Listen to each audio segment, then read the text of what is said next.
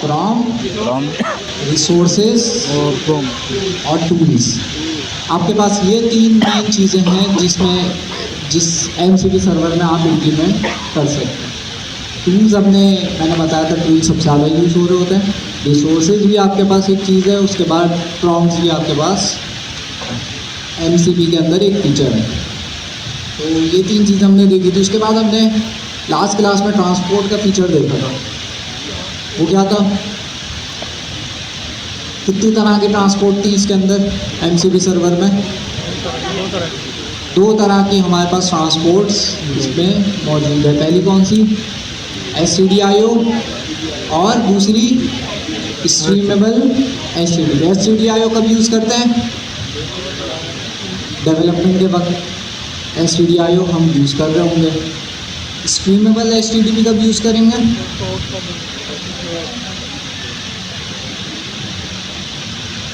Production में हम स्ट्रीमेबल HTTP वाले यूज़ करेंगे। तो हमारे पास दो तरह की हमने ट्रांसपोर्ट देखी थी। उसके अलावा भी MCP सर्वर में बहुत सारी चीज़ें हैं, जैसे MCP का लाइफ साइकिल।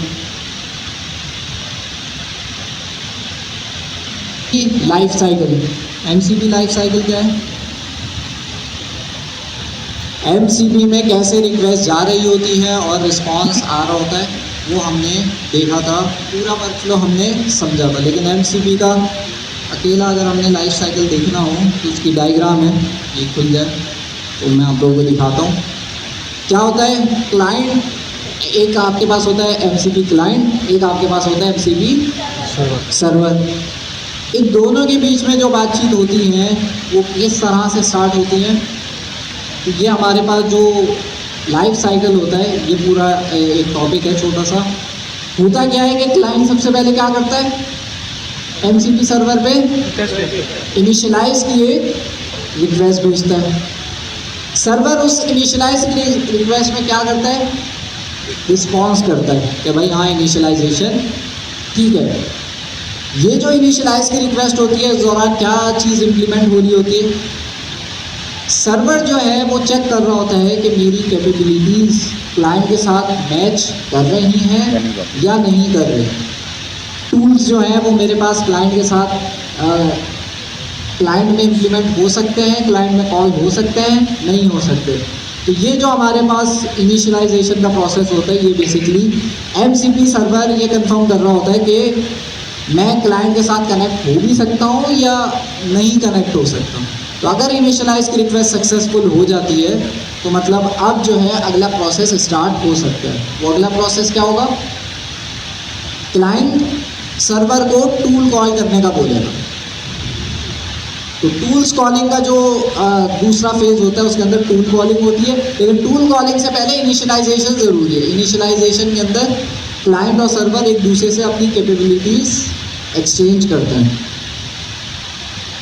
दूसरा फेज कौन सा होता है? जिसमें जो है सर्वर जो है क्लाइंट से कोई टूल कॉल करने का बोलता है, क्लाइंट सर्वर से कोई टूल कॉल करने का बोलता है, कोई रिसोर्स कॉल करने का बोल सकता है। ये इस तरह की चीज़ें जो है ये सेकंड फेज के अंदर आ जाती हैं। लास्ट जो फेज होता है वो कौन सा होता है? शटडाउन।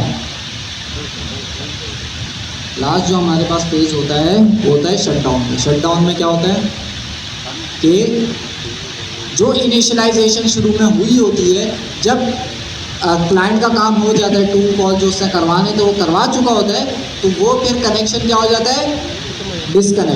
डिस्कनेक्ट करना ज़रूरी है, वरना इस तरह से तो हर क्लाइंट कनेक्ट होता जाएगा और जो है सर्वर पे लोड बढ़ता जाएगा।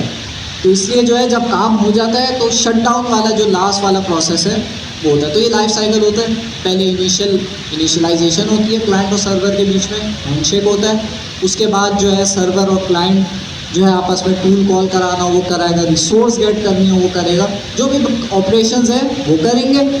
उसके बाद लास्ट में जो है वो कनेक्शन डिस्कनेक्ट हो जाता है। तो ये MCP सर्वर का लाइफ साइकिल होता है। तो लास्ट क्लास में हमने एक डायग्राम भी देखी थी जिसके अंदर मैंने पूरा बताया था कि जब आप LLM के साथ कनेक्ट करते हैं तो ये किस तरह से पूरी वर्किंग चल रही होती है। आज की क्लास में हम नोटिफिकेशंस को देखेंगे और MCP सर्वर को कनेक्ट करेंगे किसके साथ? OpenAI एजेंट्स HDB का। तो ये हमारी लास्ट क्लास है रमज़ानों की लास्ट क्लास है। उसके बाद फिर आप लोगों की क्लासें होंगी ईद के बाद। ठीक है, तो ठीक, तो मैं अपने पास खोल लेता हूँ। अच्छी बात यह है कि कोड मेरे पास लिखा हुआ है और कोई इतना मुश्किल कोड नहीं है। नोटिफिकेशन का कॉन्सेप्ट मैंने लास्ट क्लास में बताया था, क्या था?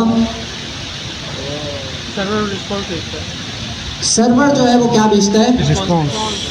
ज़रूरी नहीं सर्वर ही भेजे, क्लाइंट भी भेज सकता है। नोटिफिकेशन का क्या कॉन्सेप्ट है? वन वे कम्युनिकेशन, जिसका मतलब ये है या तो फिर क्लाइंट सर्वर को रिक्वेस्ट भेजेगा या रिक्वेस्ट नहीं कहूँगा मैं इसको, नोटिफिकेशन को, या क्लाइंट सर्वर को नोटिफिकेशन भेजेगा। नोटिफिकेशन मतलब कुछ ना कुछ डेटा या क्लाइंट भेजेगा या सर्वर भेजेगा, वन साइड होगा। ऐसा नहीं होगा कि रिक्वेस्ट गई और रिस्पॉन्स आया। नोटिफिकेशन में सिर्फ वन साइड होता है, जिसके अंदर जो है या तो फिर सर्वर नोटिफिकेशन भेजता है या क्लाइंट नोटिफिकेशन भेजता है। क्या कॉन्सेप्ट है? या सर्वर क्लाइंट को नोटिफिकेशन भेजेगा या क्लाइंट सर्वर को। नॉर्मली कौन भेजता है? सर्वर। नॉर्मली आपके पास सर्वर नोटिफिकेशन को भेज रहा होता है। तो वो हम देखेंगे किस तरह से एमसीबी सर्वर में नोटिफिकेशन इंप्लीमेंट करते हैं, और उसको चेक करने के लिए कि नोटिफिकेशंस जा भी रही हैं क्लाइंट में नहीं जा रही, तो हम क्या यूज़ करेंगे? एमसीबी का इंस्पेक्टर। ये इंस्पेक्टर था, उसके अंदर आप नोटिफिकेशन चेक कर सकते हैं जा रही है नहीं जा रही। फिर उसके बाद हम जो है इसको ओपन एआई एजेंट्स एसडीके के साथ भी कनेक्ट करके देखेंगे।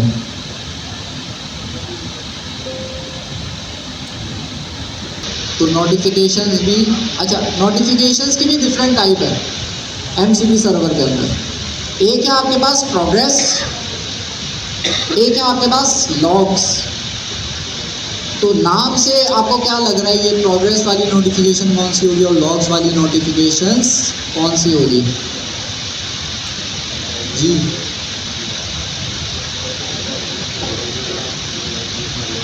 नाम से ही पता चल रहा है। प्रोग्रेस वाली पहले डिस्कस करते हैं कि प्रोग्रेस वाली कब यूज़ होगी।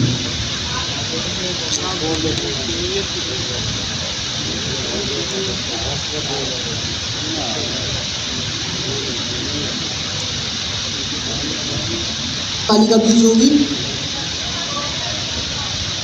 जब कोई प्रोसेस चल रहा हो, जैसे प्रोग्रेस वाली नोटिफिकेशन कैसे होगी? प्रोग्रेस वाली नोटिफिकेशन ये होती है कि आप सर्वर को कोई डेटा दें, या मैं बोलूँ सर्वर से कि भाई ये मेरी वीडियो है, इसको क्या कर दो, इसको ट्रांसलेट कर दो। तो सर्वर क्या करेगा? ट्रांसलेशन में टाइम लेगा। अब आपके पास ऐसा एक यूज़र इंटरफेस हो जिसके अंदर आप वीडियो अपलोड करें और आपकी जो यूआई है उसके अंदर कुछ भी ना दिखा रहा हो, तो ये अच्छा यूज़र एक्सपीरियंस होगा? नहीं होगा। बजाय इसके होना क्या चाहिए कि जब आप अपनी वीडियो ट्रांसलेशन के लिए अपलोड करें, वो ट्रांसलेट जब हो रही हो तो आपको क्या नज़र आ रहा हो? प्रोग्रेस बार नज़र आ रहा हो कि भाई कितनी ट्रांसलेशन हो चुकी है, 20% हो गई है, 30% हो गई है, जितनी भी हो गई है वो आपके पास प्रोग्रेस बार आ रहा हो। तो ये आपके पास नोटिफिकेशन भेजता है सर्वर। क्या मतलब हुआ इसका? क्या मतलब हुआ इसका? मैंने कहा वीडियो में अपलोड करता हूँ और सर्वर जो है वो प्रोग्रेस की वो भेजता है, नोटिफिकेशन भेजता है। सर बाद आप ही कनेक्ट करना मेरा जो है सही।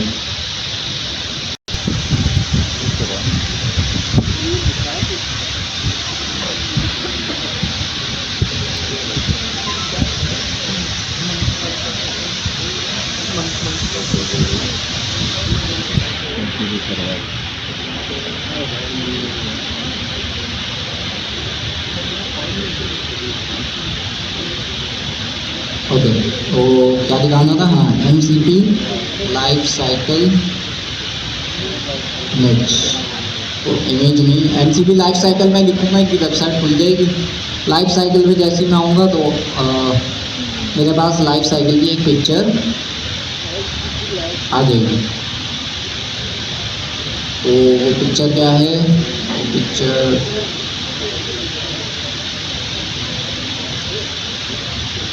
हाँ, ये हटा दी।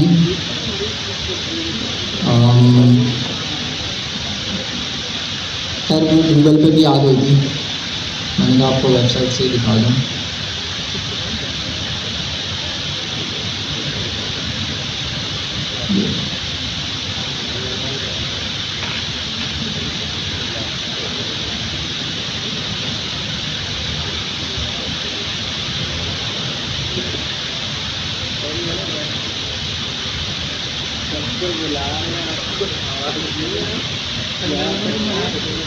ओके, तो यही मैंने आपको शुरू में जो है बताया था कि MCP सर्वर का लाइफ साइकिल कैसे होता है, मतलब रिक्वेस्ट जब आप करते हैं तो किस तरह से जो है स्टेप बाय स्टेप इम्प्लीमेंट हो रही होगी।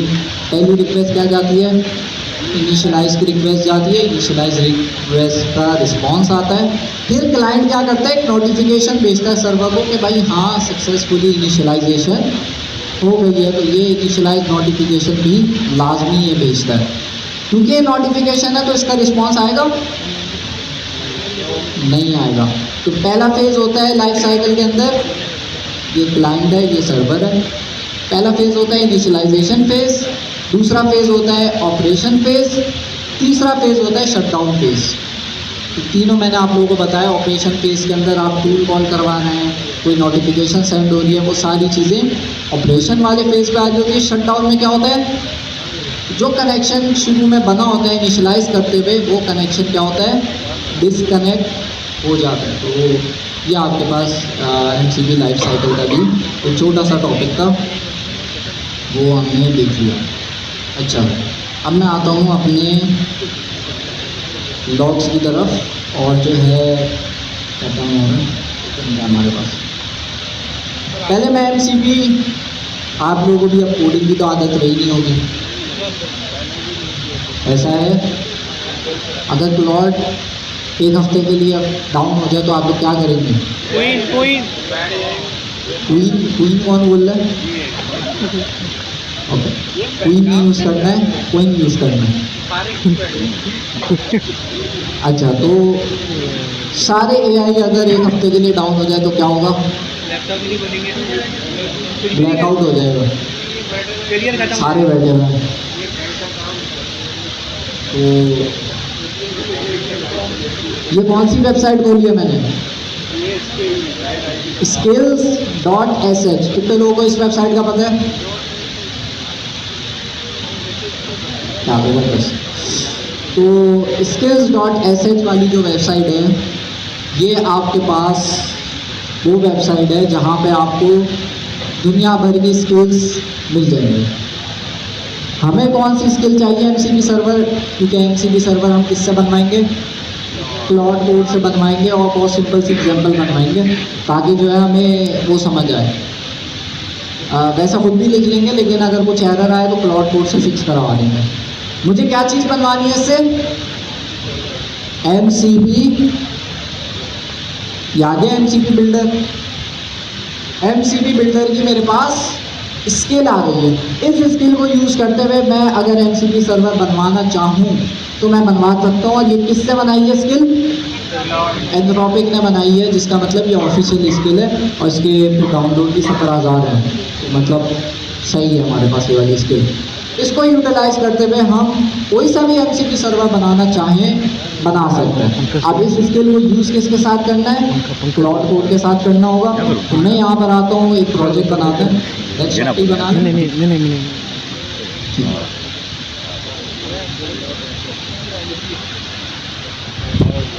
ओ पंखा होगा, पंखा ही ला दिया। नहीं होगा। तो डेस्कटॉप पे मैं एक प्रोजेक्ट बना देता हूँ और उस प्रोजेक्ट के अंदर MCP आपने गलत किया ना यार मैंने वो स्टार्ट किया वो गलती हो गया। लग रहा है पंखे को पकड़ के यूं करना पड़ेगा।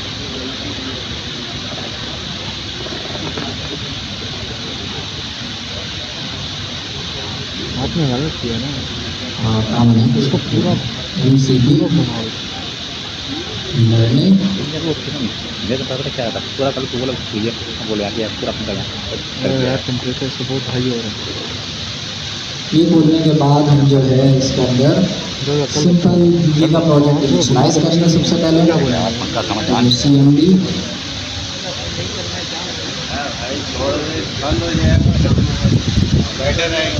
नहीं यार वो असल में यहाँ से क्या किया जाए यार मसला बन गया है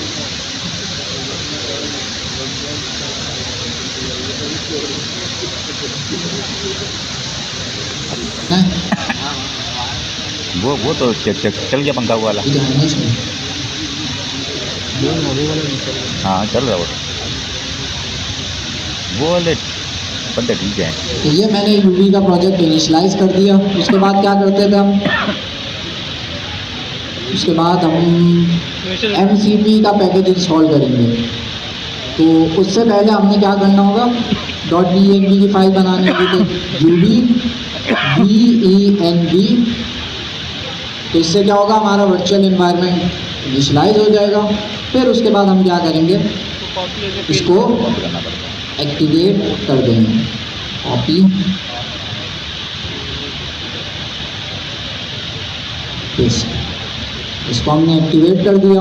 अगला स्टेप क्या है, इसको क्लियर करते हैं। MCP सर्वर अगला स्टेप है हमारे पास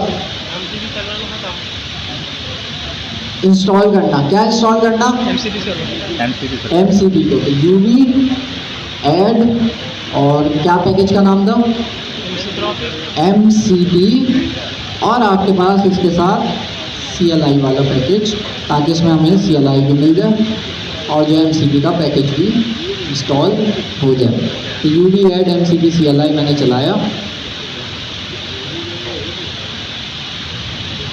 ये मेरे पास MCP सर्वर इंस्टॉल हो जाएगा। अगला स्टेप क्या होगा, एक सिंपल main.py की फाइल बनाएंगे, उसके अंदर जो है कोडिंग स्टार्ट कर देंगे।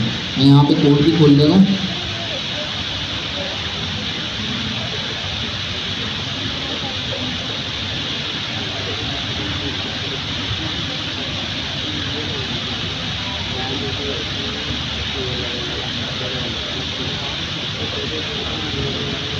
ताकि जो है कोई गलती हो तो हम मैच करके देख लें।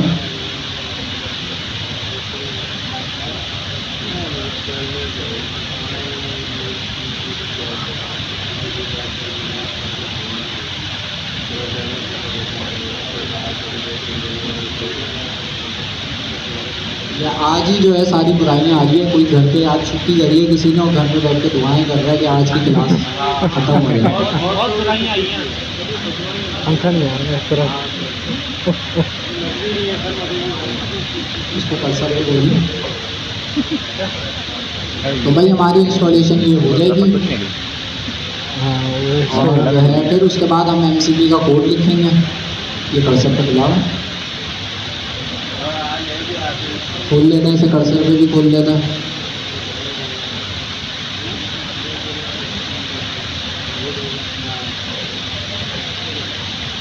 समझ नहीं आ रही, मैंने 2 बार पंखे को यहाँ पे ऐसे नहीं आएगा। पूरा मैंने किया है ले लेकर समझ आप ऐसे नहीं करो ना, पूरा चक्कर इसको पीछे से घुमा दो। पता नहीं है यार क्या था MCP, मुझे पता नहीं इस तरह पे तार निकल ना जाए। MCP डॉट ये भी वो तार सर्वर डॉट जैसे कहते हैं फास्ट MCP। फास्ट फिर उसमें से हम क्या चीज़ इंपोर्ट कराते थे, फास्ट MCP की क्लास। ये जल्दी से हो जाए और जो हमारा पैकेज रह गया।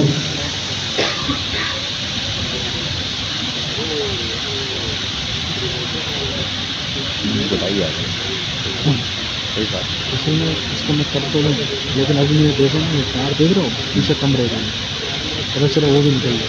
हाँ ये बात स्टारलिंक लेना पड़ेगा। आया पाकिस्तान में, नहीं आया अब तक, नहीं आया भाई। अभी तो जा रहे हैं।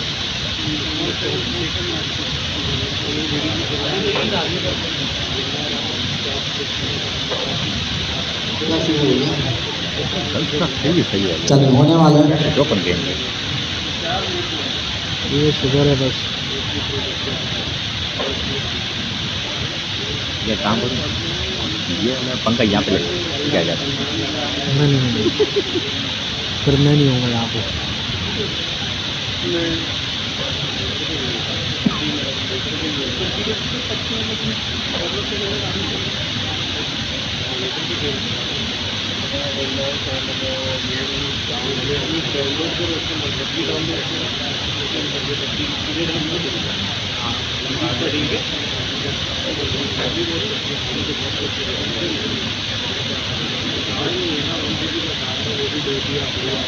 तो नोटिफिकेशन की एक एग्जांपल मेरे पास बनी हुई है, उसी को हम देखेंगे। और वो जो प्रोग्रेस वाला नोटिफिकेशन है ना, हम उसे पहले इम्प्लीमेंट करेंगे और टेस्ट करेंगे। तो ये कर्सर पे जल्दी से खोल लेते हैं, कर्सर स्पेस डॉट।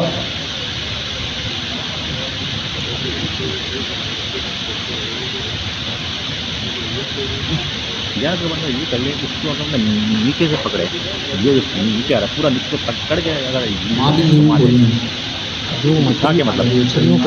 लिखा हुआ है ना। यूं बन रहा है यार फिर बात नहीं जो ये जो भाई बैठे हैं ना दो भाई फिर ये ना कर वो तू भाई का बैठ दिमाग में ना तब तपा हुआ करो तो यही बोला कर नहीं कर रहा बंदा नाइस है, बहुत ज़बरदस्त बंदा है। क्या जी उसको उसमें गर्मी में थोड़ी गर्मी यहाँ पे हो रही है बंदे बहुत अच्छे हैं। कितनी दफ़ा बोल दिया। ओके, तो हमारे पास यहाँ पे प्रोजेक्ट आ गया और जल्दी से हम जो है क्या करते हैं, टूल बनाते हैं। टूल बनाने के लिए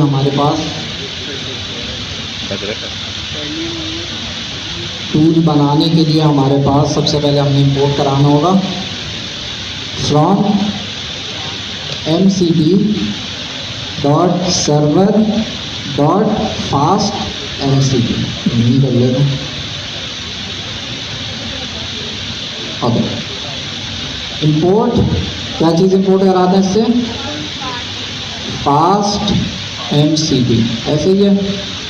उसके बाद जो है हम क्या करते हैं, एक वेरिएबल बनाते हैं और इसके अंदर फास्ट mcp की क्लास कॉल करेंगे। इसका नेम रखेंगे, नेम हम रख देते हैं लर्निंग नोटिफिकेशंस, ठीक है। और क्या करते थे दूसरा बनाए,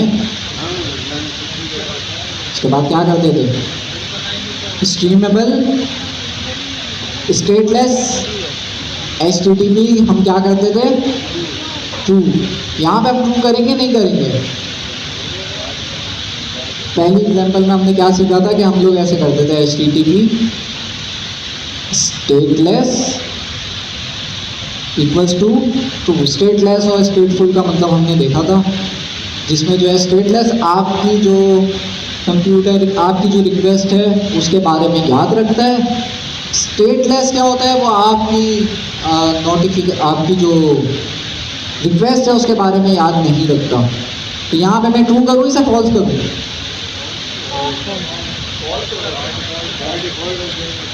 अगर मैं इसे ट्रू करूँगा तो क्या होगा, चलेगा नोटिफिकेशन का फीचर नहीं चलेगा। क्यों नहीं चलेगा, क्योंकि ये इस तरह से होगा कि आप रिक्वेस्ट भेज रहे हैं, सर्वर रिस्पॉन्स कर रहा है, बस कम्युनिकेशन यहाँ पे ख़त्म हो गई।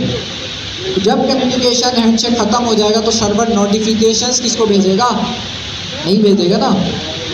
तो इसलिए कनेक्शन बनाए रखना ज़रूरी है। तो उसके लिए हम क्या रखेंगे, स्टेटलेस HTTP को हम फॉल्स कर देंगे। और अगर मैं हटा भी दूँ तो बाय डिफ़ॉल्ट ये फॉल्स ही होता है। तो फॉल्स रखना ये वाला पॉइंट ज़रूरी है। और उसके बाद हम बनाएंगे टूल हम बनाएंगे mcp डॉट टूल, और टूल के अंदर हम जो है नोटिफिकेशन के अंदर हमने एसिंक फंक्शन यूज़ करना होगा। तो अभी देखते हैं क्या चीज़ें आएंगी इसके अंदर।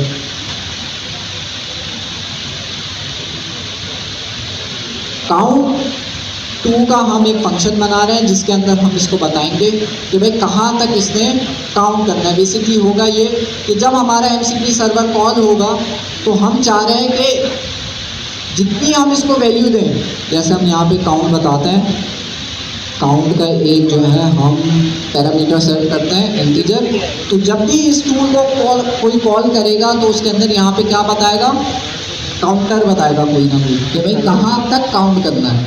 तो मैंने यहाँ पे फॉर एग्जांपल अगर मैं यहाँ पे 6 पास करूँगा तो कहाँ तक काउंट करेगा, ये 6 तक काउंट करेगा, 6 तक काउंट करेगा। इस तरह से मैंने पैरामीटर सेट किया 6 तक। मैं चाह रहा हूँ कि जब तक ये 6 तक काउंट करे तब तक क्या हो, हर काउंट पे क्या भेजे, मुझे नोटिफिकेशन भेजे। जैसे ही 1 काउंट हो तो एक नोटिफिकेशन है मेरे पास, 2 काउंट हो तो दूसरा नोटिफिकेशन है, 3 काउंट हो तो तीसरा। ये हम मैंने सिंपल सी एग्जाम्पल बनाई है ताकि जो है हमें ये समझ आ सके कि नोटिफिकेशन भेजना कैसे है। आप इसको कहाँ पे इम्प्लीमेंट करेंगे, जैसे मैंने बताया फाइल अपलोड हो रही होती है तो फाइल अपलोड होने में टाइम लगता है। तो सर्वर क्या कर रहा होता है, सर्वर आपको नोटिफिकेशन भेज रहा होता है कि भाई कितनी % अपलोड हो गई है। 5% अपलोड हो गई है तो आपको एक नोटिफिकेशन भेजेगा 5% अपलोड हो गई है। आप UI के अंदर वो जो प्रोग्रेस बार होता है उसमें 5% उसे फिल कर देंगे। फिर सर्वर थोड़ी देर बाद अगर 10% हो जाती है तो 10% की नोटिफिकेशन भेजेगा, फिर 15, फिर 20, इस तरह से आपको नोटिफिकेशंस भेजता रहेगा। तो ये हम क्लाउड कोड से भी अगर कोड लिखवाएंगे तो ये हमें बता देगा। ओके, तो इसका मैं चाहूँ तो डिस्क्रिप्शन ऐड कर सकता हूँ, लेकिन अभी उसकी ज़रूरत नहीं है। हम यहाँ पर आते हैं, एक लूप चलाते हैं और लूप के थ्रू हम ये करेंगे कि काउंटर जो है वो हम स्टार्ट करेंगे और काउंटर में 1 सेकंड का डिले भी ऐड करेंगे। 1 सेकंड या 0.5 सेकंड का हम डिले ऐड करेंगे। तो उसके लिए मैं क्या करूँगा, फॉर आई लूप चलाएँगे। लूप हम किस पे चलाएँगे, काउंट पे चलाएँगे, ठीक है। और कहाँ से स्टार्ट करेंगे चलाना, 1 से स्टार्ट करेंगे और कहाँ तक चलाएंगे, काउंट +1।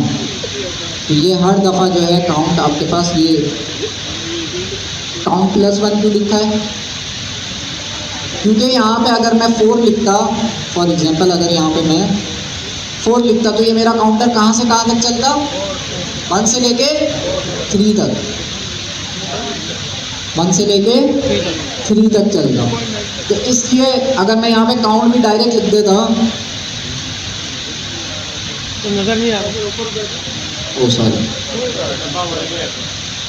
वहाँ से डब्बा निकाल के यहाँ लगाना, 2 डब्बे हो गए। चले सर, काउंट +1। तो ये काउंट +1 मैंने इसलिए लिखा है कि कोई भी काउंटर अगर हम दें तो वो बिल्कुल काउंटर से पहले ना रुके बल्कि काउंटर से एक ज़्यादा ही रुके। जैसे मैंने एग्जांपल दी कि जब मैं 4 यहाँ पे लिख रहा था तो 4 की एग्जांपल में कहाँ तक चल रहा था काउंटर, 1 से लेके 3 तक। इस केस में काउंटर के अंदर अगर मैं 6 देता हूँ तो हमारा कहाँ तक चलेगा, 1 से लेके 6 तक ही चलेगा। क्यों, क्योंकि मैंने यहाँ पे +1 कर दिया, ठीक है। उसके बाद हमने जो है स्लीप का फंक्शन ऐड करना और लास्ट में हमारे पास सिंपल जो नोटिफिकेशन का कोड है वो सिंपल सा है वो लिखना। तो उसके लिए मुझे क्या करना होगा, एक पैरामीटर हमने लेना होगा CTX। ये पैरामीटर हर आपका जो टूल होता है उसके साथ आपके पास आ रहा होता है, कॉन्टेक्स्ट का पैरामीटर। इसकी डेटा टाइप क्या होगी, इसकी डेटा टाइप होगी कॉन्टेक्स्ट। ये कॉन्टेक्स्ट मुझे इंपोर्ट कराना होगा और यकीनन यहीं से इंपोर्ट होगा मेरे पास कॉन्टेक्स्ट इस तरह से, और ये मेरे पास टाइप आ गई, ठीक है। ये जो मैंने पैरामीटर ऐड किया ये हमारी हेल्प करेगा नोटिफिकेशन भेजने में। और यहाँ पे कोड भी आ रहा है, लेकिन हमारे पास हम इसको इस तरह से लिखेंगे। सबसे पहले हम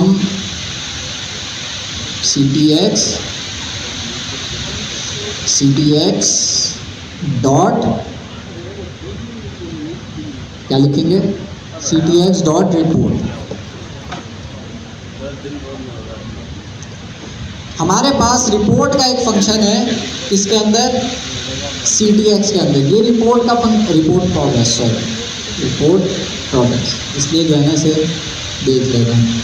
इसके अंदर मुझे दो चीज़ें पास करनी है, एक आई कहाँ से आ रहा है, फॉर लूप का जो आई है ये आ रहा है, और दूसरी चीज़ जो है मुझे करंट जो भी काउंट है वो हमने पास करना है। यार आप तो गलतियाँ नहीं बता रहे।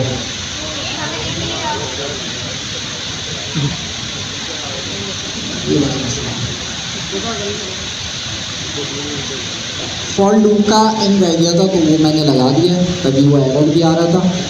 और यहाँ पे मुझे 1 सेकंड का डिले ऐड करना है, तो मैं कैसे करूँगा, async.io आपकी लाइब्रेरी है, उसको यूज़ करते हुए मैं जो है यहाँ पे डिले ऐड करूँगा।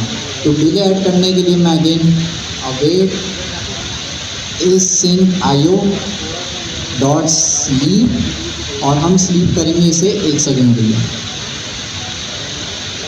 और async.io को हमने क्या करना होगा, ऊपर इंपोर्ट करना होगा async.io, ठीक हो गया। और लास्टली हमने इस लूप के अंदर, लूप तो चल जाएगा, लूप हम किस लिए चला रहे हैं, काउंटर चलाने के लिए, तो ये हमारा लूप चलेगा। और लास्टली हम जो है इसका जो भी आंसर होगा,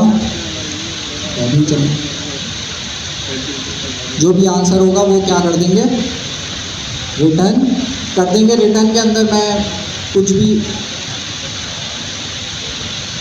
स्ट्रिंग रिटर्न कर देता हूँ कि डन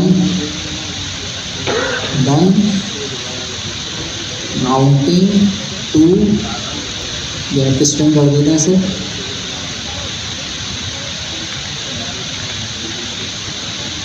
सेंडर नहीं है, डन काउंटिंग टू, और यहाँ पे जो है मेरा जो भी काउंट होगा फाइनल वो मैं रिटर्न कर दूंगा, ठीक है।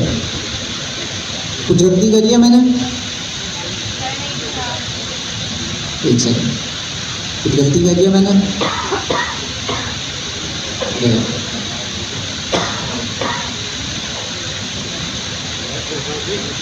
सही है मेरे ख्याल में।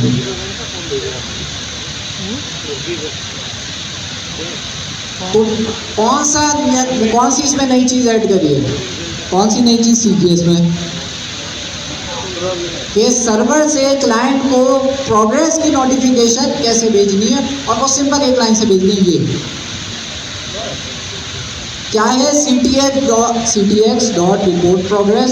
इसके अंदर दो चीज़ें हमने पास करनी होती है, एक पहले पैरामीटर में हमने बताना होता है कि कहाँ तक प्रोग्रेस हो गई है, और दूसरे में हमने बताना होता है कहाँ तक प्रोग्रेस करनी है।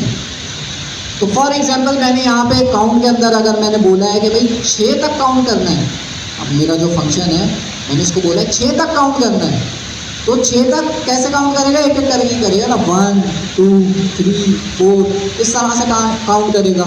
तो पहले वाले पैरामीटर में हमने बताना है कि अभी हमारी क्या स्टेटस है, कहाँ तक काउंट हो चुका है, और दूसरे वाले पैरामीटर में हमने बताना है कि कहाँ तक काउंट करना है। तो हमारे केस में कहाँ तक काउंट करना है हमें, 6 तक। तो ये हमारे पास इस तरह से प्रोग्रेस आ रही होगी। मेरे ख्याल में टूल पूरा बन गया, एरर अभी चला जाएगा, ठीक है। नीचे आते हैं, लास्ट में हम क्या करते हैं, MCP सर्वर का टूल बनाने के बाद MCP ऐप का एक वेरिएबल बनाते हैं, और इसको किसमें एक्सपोज करेंगे, कौन सी ट्रांसपोर्ट यूज करें यहाँ पे, स्ट्रीमेबल HTTP। तो कैसे यूज करते हैं, MCP जो हमारा ऊपर वेरिएबल था डॉट स्ट्रीमेबल HTTP, स्ट्रीमेबल HTTP का हमने फंक्शन कॉल कर देना है, सही है ना? देख लें, आ जाओ भाई, सही है, सही है ना? क्या आर नहीं है, स्ट्रीमेबल HTTP, स्पेलिंग मिस्टेक।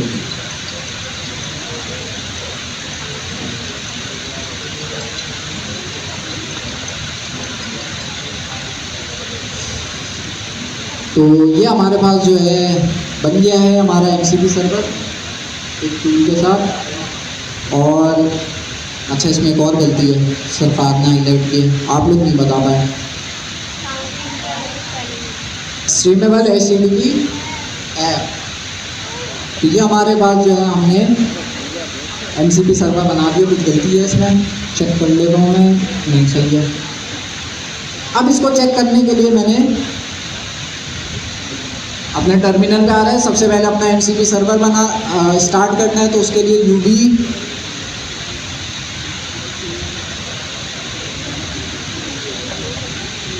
ये कीबोर्ड मुझसे चल नहीं रहा है, हाँ,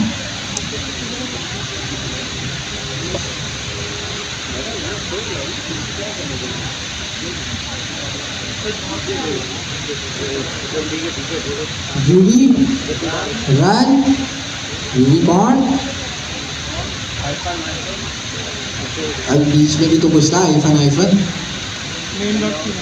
फाइल का नाम मेन, वेरिएबल का नाम क्या था हमारे, जो लास्ट में हमने स्ट्रीमेबल HTTP का बनाया था, MCP ऐप, और लास्ट में -0।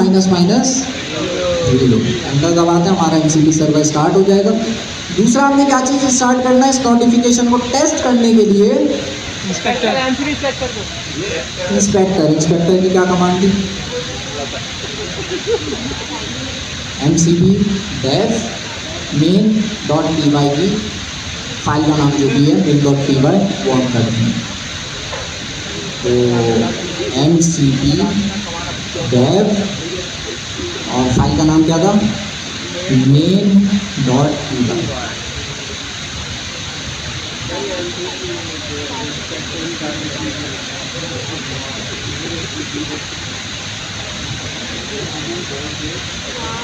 हमारा MCP सर्वर स्टार्ट हो गया, इंस्पेक्टर भी अभी स्टार्ट हो जाएगा, तो हम टेस्ट कर सकेंगे नोटिफिकेशन को, और ये हमारा फिर हो जाएगा। फिर हम क्विकली जो है आधा घंटा हमारे पास एजेंट्स SDK के साथ मुझे इंटीग्रेट करना दिखाना है। सिंपल सा है, कोई इतना मुश्किल नहीं है, आसान है।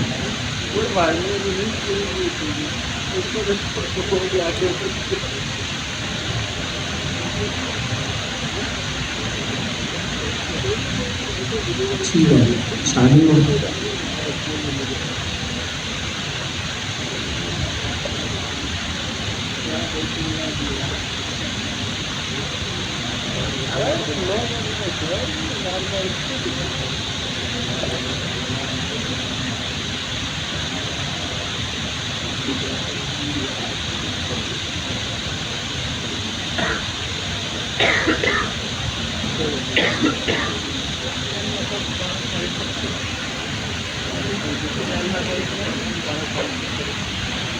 है कि अगर मैं इसको क्लॉड कोड के साथ कनेक्ट करूँगा, क्लॉड कोड नहीं सॉरी, क्लॉड का जो लास्ट क्लास में हमने क्लॉड की ऐप खोली थी उसके साथ अगर मैं कनेक्ट करूँगा तो हमारे पास ये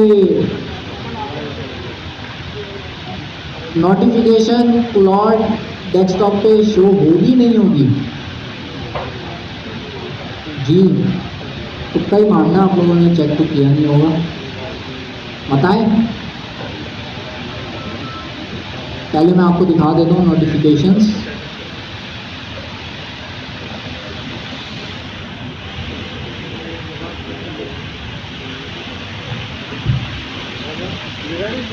अच्छा जी, तो ये मेरा MCP का इंस्पेक्टर खुल गया है।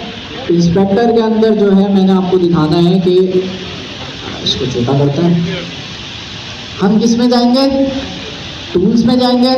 टूल्स में जाने के बाद लिस्ट टूल करेंगे तो मेरे पास कौन सा टूल आएगा, काउंट वाला।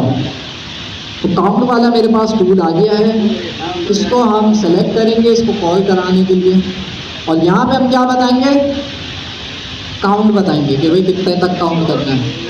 तो यहाँ पे ये मैंने लैपटॉप स्विच किया है, यहाँ स्टेप्स लिखा हुआ आ रहा है, जबकि मैंने यहाँ पे जो सरफाद के लैपटॉप है इसमें क्या लिखा था, काउंट लिखा था। यही बात है, 6 मैंने इसका काउंट दे दिया और इसको चला के देख लूँ। इसको चला के मैं दिखा देता हूँ आपको। रन टूल करने के बाद हो गया टूल रन, हो गया। नोटिफिकेशन आई हुई, और नोटिफिकेशन कहाँ पर आती है, इंस्पेक्टर के अंदर यहाँ पे सर्वर नोटिफिकेशन का एक टैब दिया हुआ है, यहाँ आती है नोटिफिकेशन। लेकिन अभी कोई नोटिफिकेशन नहीं आई, तो क्या मसला हुआ है, चेक कर लेता भाई कोड में। कोड में हम चेक कर लेते हैं main2.py में। यहाँ पे जो है एक सेकेंड स्ट्रीमेबल HTTP जो था उसको यहाँ पे फॉल्स करके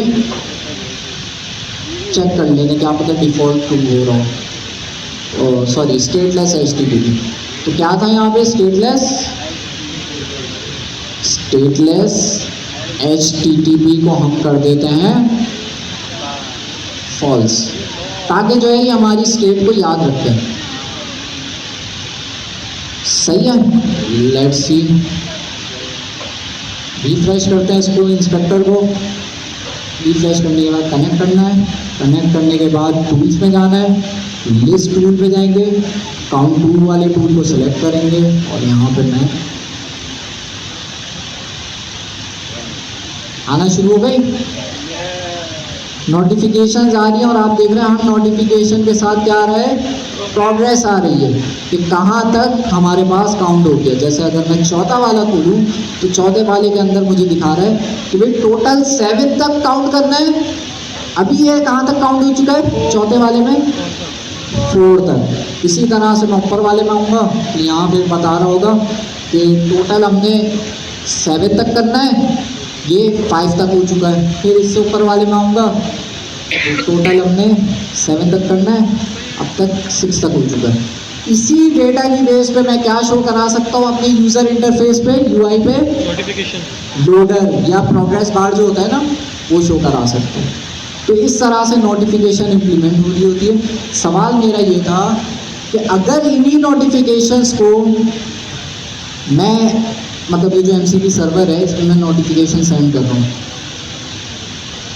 आए ये रहा, ये नोटिफिकेशन का कोड है सिंपल सा, ctx.report progress। तो ये प्रोग्रेस अगर आपको सेंड करनी हो तो उसके लिए मेरे पास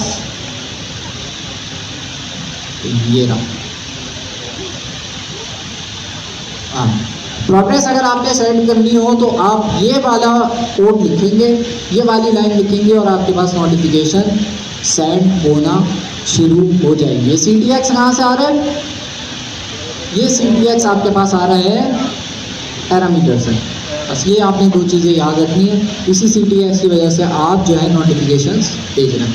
तो क्या यहाँ पे जो आपका क्या कहते हैं क्लॉड डेस्कटॉप की एप्लीकेशन है, वो क्या इन नोटिफिकेशंस को शो करेगी? कनेक्ट करने के बाद, लास्ट क्लास में हमने कनेक्ट करना सीखा था। हमारा क्लॉड डेस्कटॉप जो था वो क्या कर रहा था, हमारे MCP सर्वर को कॉल करा रहा था। जब भी हम उससे बोल लेते कॉल कराने का, तो कॉल तो कर लेता, लेकिन ये नोटिफिकेशन क्लॉड डेस्कटॉप पे शो होगी। अरे तुक्का ही मार दें, कहाँ लेट रहे, कहाँ लेट रहे, अपने अपने कंधों पे रहें। अच्छा जी, बताएं, आपसे ही पूछा है। ओह अच्छा, ऐसा देखा, वो बुला रहे तब नहीं देख रहे थे, बादशाह बोला तो फौरन।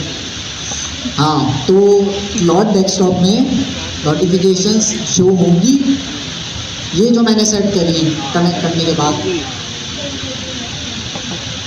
होंगी नहीं होंगी। इसको जो आपका MCP क्लाइंट होगा वहाँ आपको कॉन्फ़िगर करना पड़ेगा। तो क्लाउड डेस्कटॉप में कॉन्फ़िगर नहीं हुआ होता नोटिफिकेशन शो होना। लेकिन अगर आप क्लाउड डेस्कटॉप यूज़ किया है आपने या कोई भी चैट जीपीटी यूज़ किया है तो वहाँ पे आपको नोटिफिकेशंस आ रही होती हैं, लेकिन वो उनकी अपनी नोटिफिकेशंस होती है। किस तरह की नोटिफिकेशंस आ रही होती है? जैसे टूल कॉल हो रहा होता है उसकी नोटिफिकेशन आ रही होती है, रीजनिंग हो रही है इसकी एक नोटिफिकेशन आ रही होती है। तो इस तरह से वो क्या कर रहा होता है, आपको दिखा रहा होता है, नोटिफिकेशन सेंड कर रहा होता है कि अभी करंटली आपका चैट जीपीटी या क्लाउड क्या काम कर रहा है। वो नोटिफिकेशन क्लाउड कोड के अंदर भी यही चीज़ होती है, लेकिन उसमें थोड़ा सा ज़ाहिर वो कोड भी लिख रहा होता है। तो ये आपके पास नोटिफिकेशन का सिंपल सा टॉपिक है जिसके अंदर जो है सर्वर क्लाइंट को नोटिफिकेशन भेज रहा है। इसका यूज़ केस मैंने आपको बता दिया। लॉन्ग रनिंग टास्क अगर आपके पास हैं, जैसे वीडियो की ट्रांसलेशन आपने करानी है तो उसमें टाइम लगता है, तो उसमें आप क्या भेज रहे होते हैं, क्लाइंट को नोटिफिकेशन भेज रहे होते हैं रिपोर्ट प्रोग्रेस की कि भाई कितना % आपके पास ट्रांसलेशन हो। अब आप उनके कंधे पे आए, बारी 5 मिनट में पढ़ना है भाई। क्या है भाई, कभी वो उनके कंधे पे जा रहे हैं, कभी ये उनके कंधे पे आ रहे हैं। नहीं कर रहे भाई, अपने अपने कंधे पे रहे। ओके, तो इस तरह से आपके पास जो है प्रोग्रेस नोटिफिकेशन सेंड हो रही होती है सर्वर से। सवाल? अच्छा, ये जो मैंने एमसीपी सर्वर बनाया ना, वो कौन सी स्किल को यूज़ करते हुए बनाया है? वो जो अभी मैंने skills.sh वाली वेबसाइट पे दिखाई थी ना, वही वाली स्किल को यूज़ करते हुए मैंने बनाया और इससे अच्छा बना दिया। मैंने कोई कोड मैन्युअली नहीं लिखा है, इसी ने बना के दिया। तो ये इसकी skill.md जो है इसने skill.sh से इंस्टॉल कर ली थी। आप लोगों को भी कोई स्किल चाहिए हो, कोई UI UX की स्किल चाहिए हो, कोई डेटाबेस की स्किल चाहिए हो, सुपरबेस की स्किल चाहिए हो, क्लर्क की स्किल चाहिए हो, नेक्स्ट.js की स्किल चाहिए हो, सारी स्किल्स आपको मिल जाएंगी skills.sh के अंदर। तो ये बड़ी अच्छी वेबसाइट है, इसको यूटिलाइज़ करते हुए आपने अपनी स्किल्स भी बनानी पड़ेगी। आप बड़ी बनाई स्किल्स अपने पास यूज़ कर रहे होंगे। तो ये भी मैंने स्किल यूज़ करी है और इससे जो है मैंने अपना एमसीपी सर्वर बनाया और नोटिफिकेशन भी इसी से इम्प्लीमेंट कराई। सवाल? सवाल? ठीक है, नहीं है सवाल तो मैं करूँगा ना।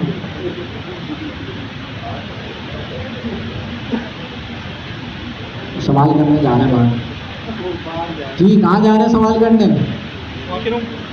हेलो हीरो, अच्छा बादशाह में पलट के देख क्या सर?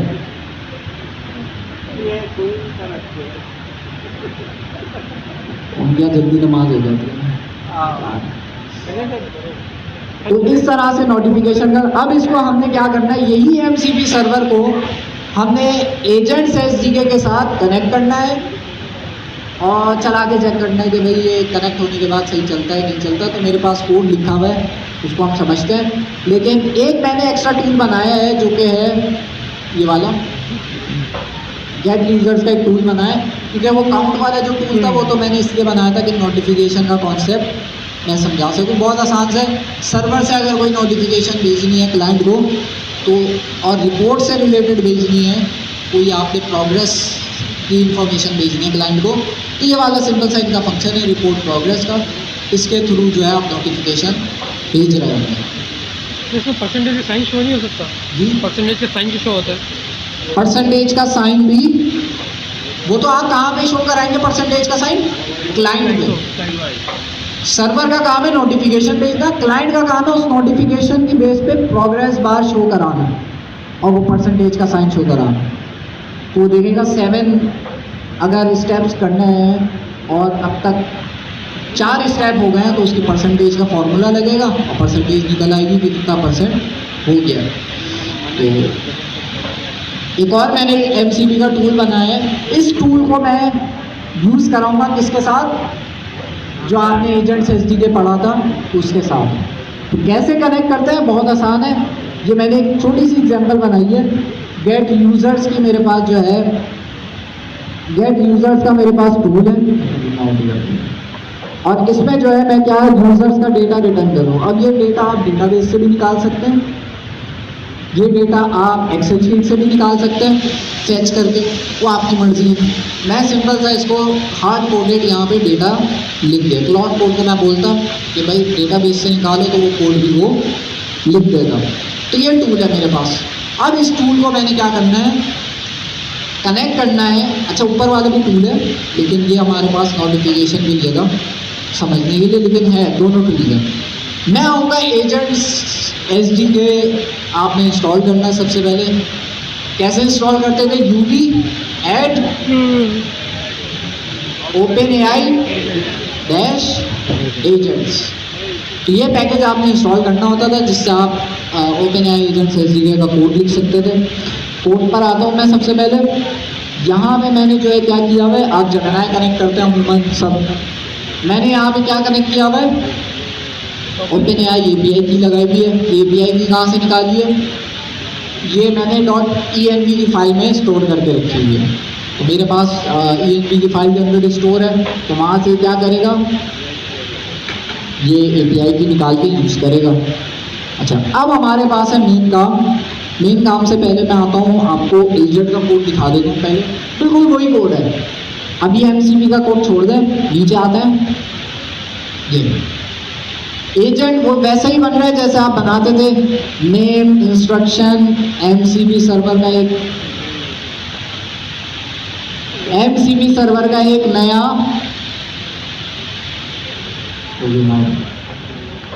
MCP सर्वर का एक नया एट्रीब्यूट यहाँ पे ऐड हो गया है, जिसके अंदर हमारा जो MCP सर्वर होगा उसकी डिटेल्स हम दे रहे होंगे। नेक्स्ट चीज हमने क्या पास करी है, मॉडल सेटिंग्स। इस मॉडल सेटिंग्स के अंदर मैंने क्या बताया है, मुश्किल है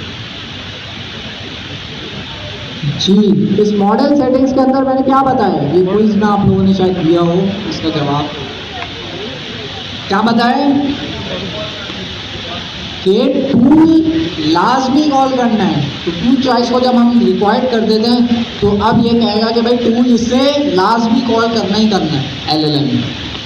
और टूल कहाँ से, हमने कोई टूल से पास किया, हमें याद है हम एजेंट्स SDK में टूल्स कैसे पास करते थे। टूल्स का पैरामीटर लगाते, तो टूल्स का एट्रीब्यूट हम लगाते थे, और जो उसके अंदर टूल्स की डिटेल दे देते थे। यहाँ पे तो हमने कोई टूल नहीं बताया। ये टूल्स, कौन से टूल्स की बात हो रही है, MCP सर्वर के अंदर जो टूल्स हैं, ये उसकी बात हो रही है। तो ये हमारे पास एजेंट बन गया। एजेंट बनाने में नई चीज जो थी वो ये MCP सर्वर्स का ये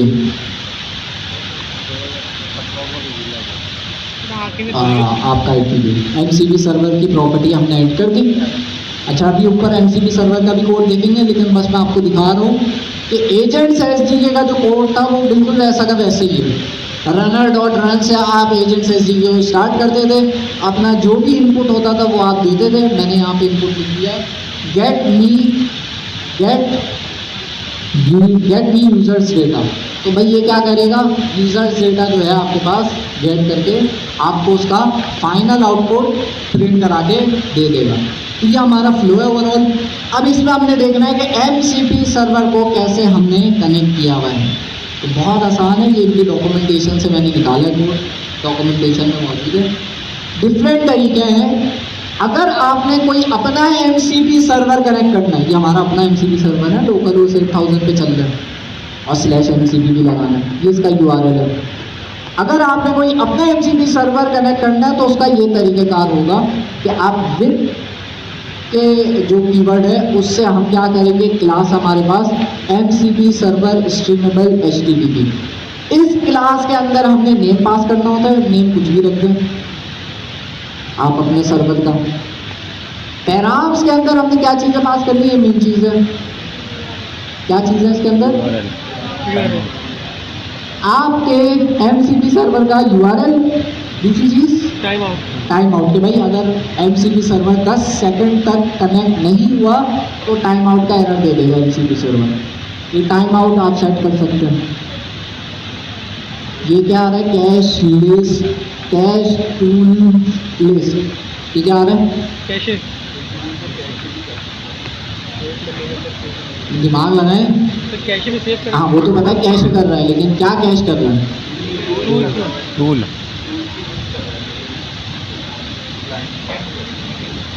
मतलब इसके कैश करने से क्या फ़ायदा होगा?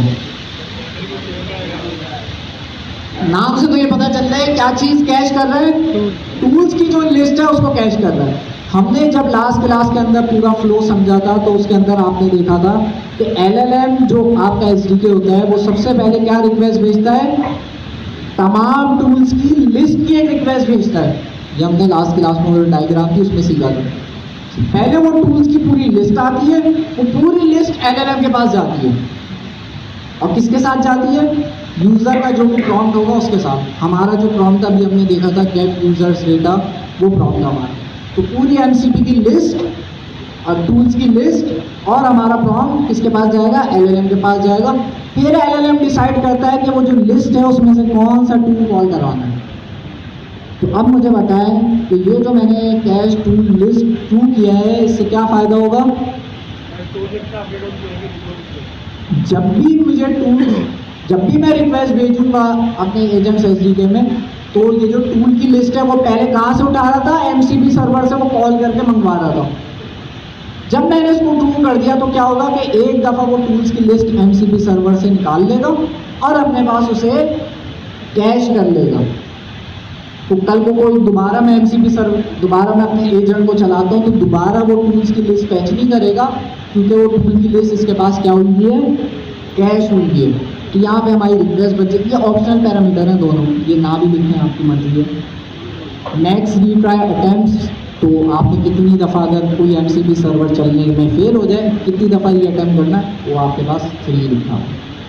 अच्छा, ये जो हमारे पास लास्ट में जो है हमारे पास जो MCP सर्वर है उसको हमने क्या नाम दे दिया? एज, नाम कुछ भी दे सकते हैं, एज सर्वर मैंने इसका नाम दे दिया है। यही जो नाम है इसको ही मुझे किसके अंदर पास करना होता है? अपने एजेंट के अंदर पास करना होता है। नाम कुछ भी रख सकते हैं इसका। अब मुझे ये बताएं, ये विथ को हम क्या कहते थे? पाइथन हमने पढ़ी थी, उसके अंदर क्या नाम था इसका? विथ का इसका कुछ नाम था कॉन्टेक्स्ट, कॉन्टेक्स्ट करके कुछ नाम था इसका, लेकिन इसका कॉन्सेप्ट क्या था?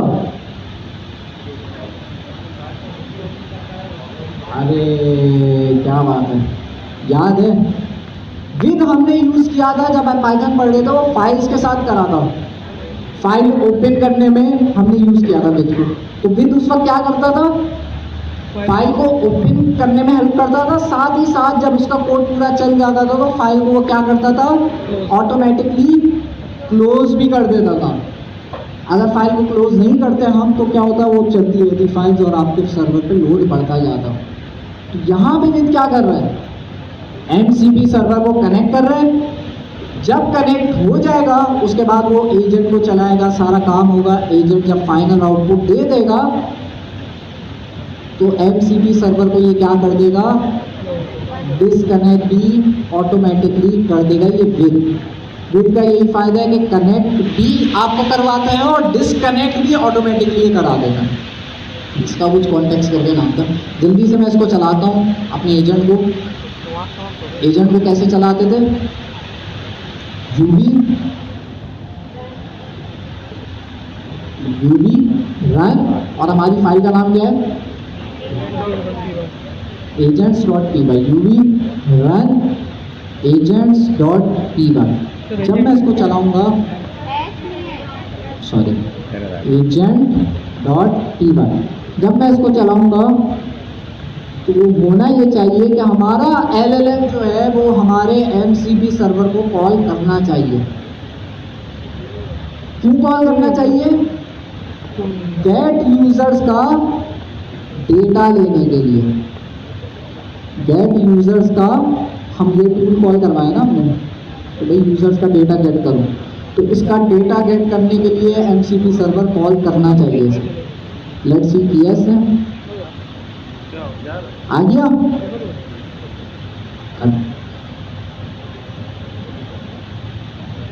आ गया।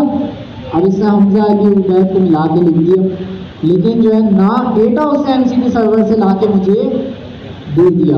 तो इसी तरह से आप अपने MCP सर्वर में किसी भी तरह के टूल्स बना सकते हैं, उसको अपने एजेंट्स SDK के साथ कनेक्ट करा सकते हैं, और कनेक्ट कराने के बाद आपका LLM ऑटोमेटिकली आपके टूल्स को, MCP सर्वर वाले टूल्स को कॉल कर रहा होगा।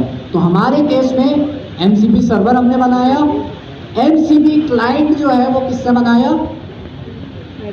MCP सर्वर किससे कॉल होता है? MCP क्लाइंट से ही होता है ना। तो MCP क्लाइंट कौन इम्प्लीमेंट कर रहा है?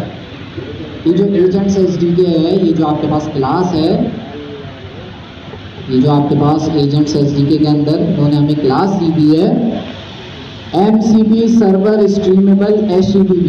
ये क्लास वो MCP क्लाइंट वाला काम ऑटोमेटिकली हमारे लिए कर रही है, वरना MCP क्लाइंट का हमें अलग से कोड लिखना पड़ता, लेकिन ये हमें बना बनाया फंक्शन मिल गया, तो इस तरह से आपके पास होगी। अगर एजेंट्स SDK में आपने Gmail का MCP सर्वर कनेक्ट करना है तो उससे भी ज़्यादा आसान है।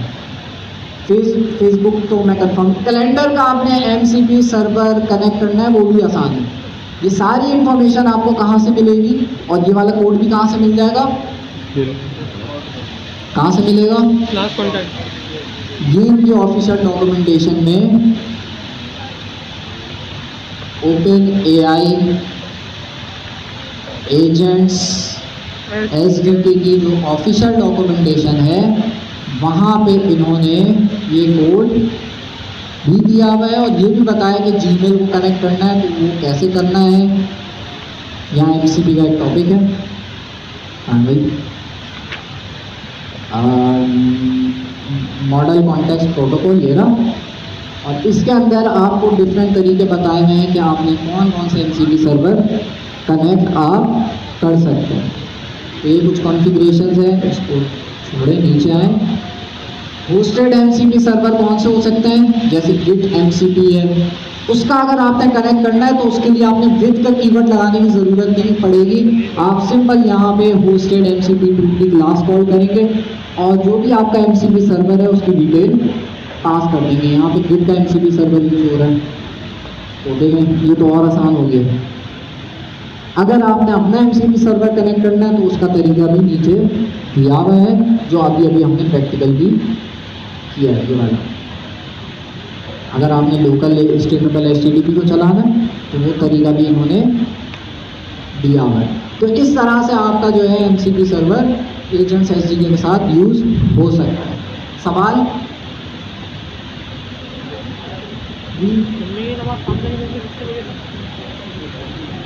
अभी फेस पे डिप्लॉय करते हैं तो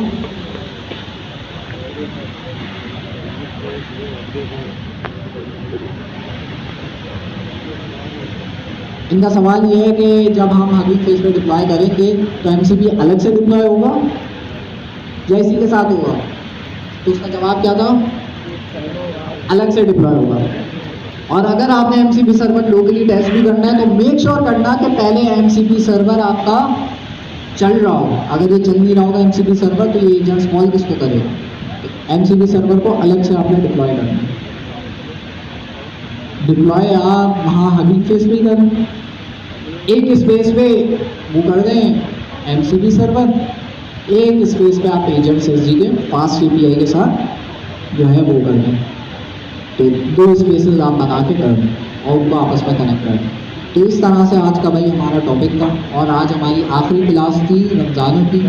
अब आप लोगों की छुट्टियाँ हैं, होमवर्क तो सुन लें, ओ सॉरी ईदी तो सुन लें। ईदी क्या दे रहा हूँ मैं आप लोगों को?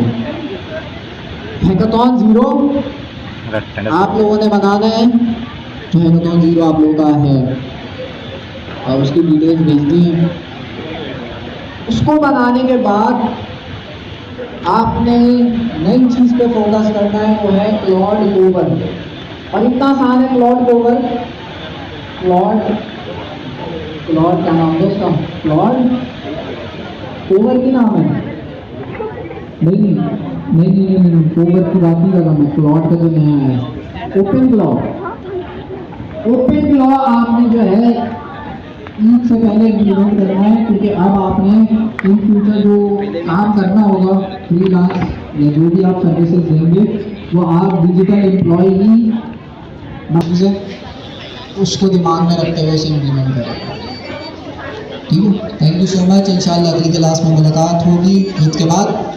ईद ही लेकर आएगा, मैंने तो दे दी नहीं दी। ये आसान है, आपको व्हाट्सएप भी इंटीग्रेट करके देगा, आपको जीमेल भी इंटीग्रेट करके देगा, और भी थर्ड पार्टी एप्लीकेशन इंटीग्रेट करके दे रहा होता है। Open cloud